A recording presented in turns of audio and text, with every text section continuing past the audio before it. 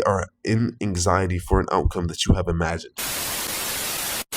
You have to realize we still have ape brains. Without this, you will never reach your goal and you will always be average or nothing. Stop begging, pleading, and praying and start taking action. You want to check this out if you're wondering why you're lazy and you have no control over your life. So in today's video, we're going to be talking about action because action is super crucial to me. What is the definition of action? The definition of action is a process or something you can do in order to get to a goal or anything you're aiming for. It's just doing stuff. The thing is, a lot of people like to do the right stuff. So without action, you will always stay the same. No matter how much knowledge you have, no matter what you do, if you don't take action towards your goals, you're going to stay the same. Do not get stuck in the knowledge trap. Action defines you. It builds confidence and it builds your competence, which means through action is the only way to improve and actually eventually achieve mastery, because mastery requires a lot of repetition. The reason I'm making this video today is because I've gotten caught in the analysis paralysis trap, where you just think about something, watch videos on something, learn something, and I have done so many things outside of taking action towards the things I want in this life. So now I need to make a video to help you guys not go through the same trouble I went through. The thing about action is there's a couple things that will stop you from taking action, which we're going to discuss in this video, as well as how to solve them and stop them from, ruining your life.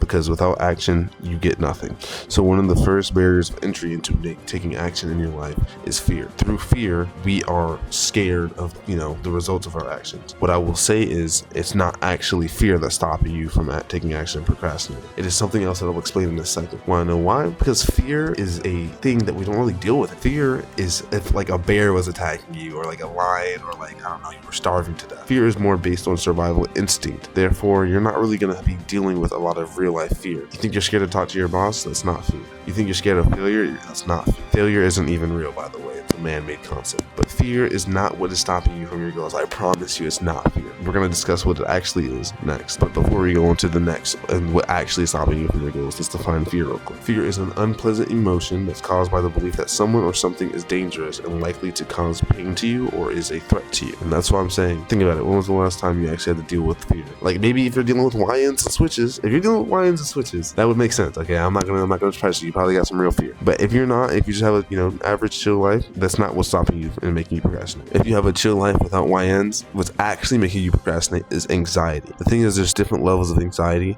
so it can feel like a lot of times you might have very strong anxiety from a situation, but that's not fear. Let's define anxiety real quick, and then I'll decide. Let's define anxiety real quick, and then I will help you decipher why it's affecting your life and what it's doing to you, as well as I'll give you some examples where anxiety might be coming into play.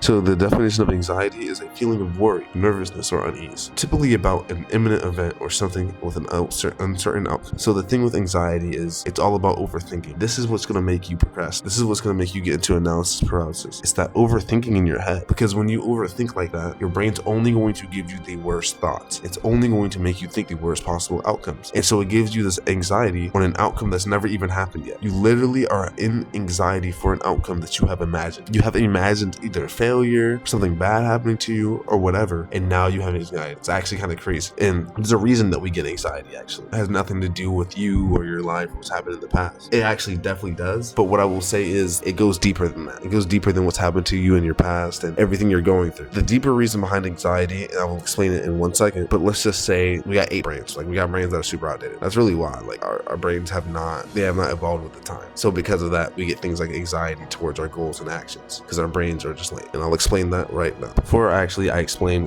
what is causing your anxiety and why your laziness is even truly your full fault, I want to give you guys an example of what anxiety actually is and how it's definitely affected me and probably a lot of you guys as well. So I don't know, like you definitely know about this. Whenever you see a pretty girl outside, right, or just a girl somewhere, and you want to approach her and you want to talk to her, the longer you think about it before you do it, the worst usually not only will your approach be, but the thoughts you'll have about the approach will be. That is the perfect example of anxiety, because it won't even be that bad of an outcome 99% of the time if you go up to them like a normal human. But because you're sitting there thinking in your thoughts, getting all these weird ideas, thinking that the worst thing's going to happen, thinking she's going to like shoot you or something, that makes you have even more anxiety. So overthinking only leads to more overthinking. And that's why it's so much more important. You just take action as soon as possible. Don't think about it, jump head first, then think about it after.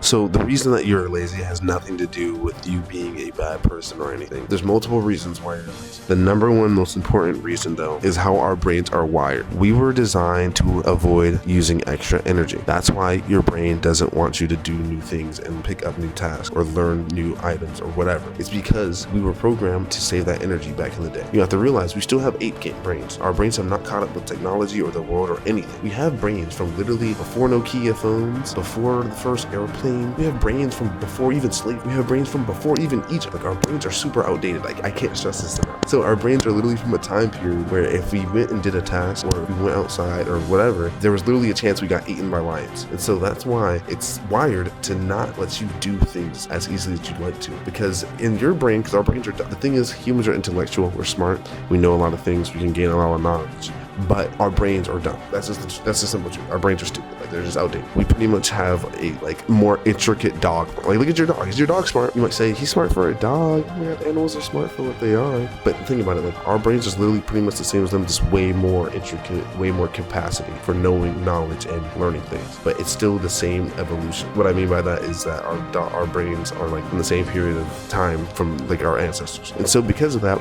it leads to laziness. Your brain does not want you to get up and go do a task and potentially get eaten by a lion. It doesn't know that there's no more lions trying to eat us anymore? No. And the only real way to fight this natural programming is to get up and fight it every single day through action. The only way to get better at taking action is to take more and more. You have to fight this programming. This is pretty much what discipline is. All discipline is staying away from the cheap dopamine, the scrolling, the prawn, the shows, the sports, all of it. And I'm saying watching sports, not really playing it, but still. All action really is staying away from these sources and making sure you take action on what you need to get done every single day. Fighting your dumb monkey brain and becoming the best version of yourself through unrelenting action. That is why our mind is made to keep us stuck, because we have monkey brains, but I don't know what else to tell you. So in the next slide, I'm going to show you guys what the two differences are between someone who takes actions and someone who gets stuck in analysis paralysis, because I have experience with analysis paralysis. It's brutal. So here's one of the biggest secret killers of action, and it's stacking knowledge. When you stack too much knowledge before you start something, it's only going to make things worse. Perfect example. Let's just go back to the girl example. When you have all this knowledge about, seeing these things on the internet, past experiences with either you or your friends, that will lead you to an unreasonable fear of approaching a woman. But if you were to just go up there and approach her, none of that knowledge would even matter. All knowledge does before you is give you more problems to worry about before you've taken the actual action and gotten experience. Too much knowledge before you get experience is always going to overwhelm you. It's going to do stuff that's going to prevent you from taking action, because it's going to usually make you overthink and only think about more issues that could possibly arise. That's why knowledge is it's key. Once you've taken action beforehand, it's not necessary. If you want to do something, I'm telling you to jump in head first and get it done. Then you can get that knowledge and it'll compound, because knowledge can only compound so much without experience, and in reality it feels like it's honestly not doing anything. Perfect example of this for me, I would look at a bunch of tennis videos, watch so much tennis stuff, but as soon as I started playing tennis and doing things with tennis, none of that knowledge mattered, because I needed experience to see where I was messing up and how to fix these mistakes. That's why I think it's so important that you start before you get the knowledge, because just getting knowledge is going to overcomplicate things and make things way harder than they seem. So when you start something before you get the knowledge, when you start something before you feel ready, that builds momentum, builds courageousness, and it makes you able to do more action throughout your life. Through starting and getting real experience, that will build the real compound effect that uses knowledge. When you are experienced at something and you keep doing something and then you gain knowledge, that's when that actually matters and you can actually apply it to everything you're doing. That is what works well when you combine them together, and that can lead to a massive. And so that's why in theory it does make sense. You want to get a lot of knowledge before you start, but in reality, knowledge that you get through whatever source, whether it's the internet, books, videos, or whatever, that stuff doesn't matter as much until you've actually tried it yourself. You've gotten your toes wet and you've seen what the experience is actually like, because then you can apply the knowledge to the past experiences you've had. You can start implementing new things with the experience, and you can actually learn how to use this knowledge. When you're just learning stuff and you don't have any experience, you're pretty much just taking in empty information, because there's no basis for it to work with. It's like someone trying to learn how to play League without playing. You're not going to be able to learn how to play League of Legends without playing it first. I promise you. You have to play it, then watch the videos, and then you can learn a lot, because there's a whole nother aspect to it. There's the knowledge aspect and then the mechanics, and that's just like real life. With anything you do, it's just Just like tennis,